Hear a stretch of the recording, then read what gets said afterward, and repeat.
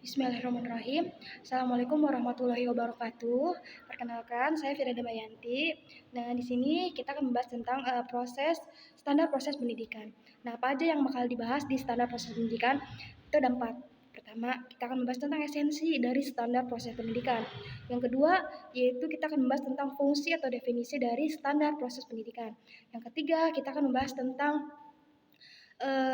fungsi dari standar proses pendidikan. Nah, yang keempat kita akan bahas apa? Yaitu tentang keterkaitan standar ini dengan standar yang lainnya bagaimana.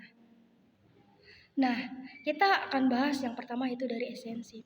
Nah, esensi dari standar proses pendidikan yaitu untuk mempermudah suatu instansi pendidikan dalam melaksanakan atau merencanakan sebuah pembelajaran di suatu instansi pendidikan tersebut. Nah, yang kedua kita akan membahas tentang standar proses pendidikan, definisinya.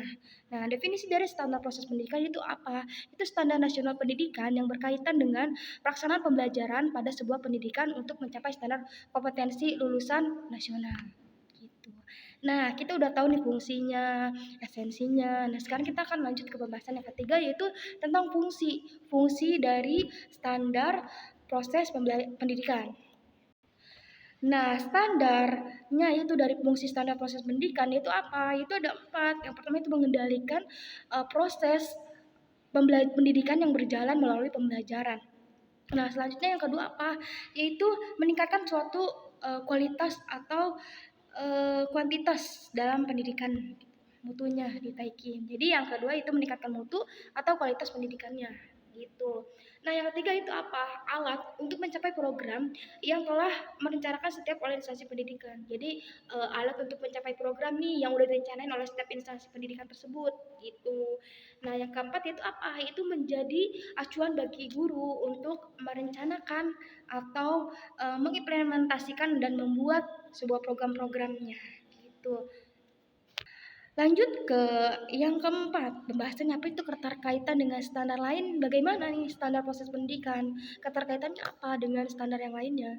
Nah, di sini ada 4 keterkaitan. Pertama ada standar kompetensi lulusan dan standar isi SI-nya. Jadi ini sangat berkaitan ya. Yang kedua itu efektivitas dan kelancaran SPP dapat dipengaruhi atau tergantung pada guru. Nah, mulai dari sarana atau prasarananya gitu. Nah, yang ketiga itu standar yang diukur oleh standar penilaian SP atau standar pendidikannya gitu. Nah, yang keempat yaitu apa? Keberhasilan. Nah, keberhasilan pencapaian standar ini ya tergantung pada pembiayaan dan pengelolaannya juga gitu. Jadi ya itu juga sangat berpengaruh pada suatu pendidikan gitu, biaya dan pengelolaannya.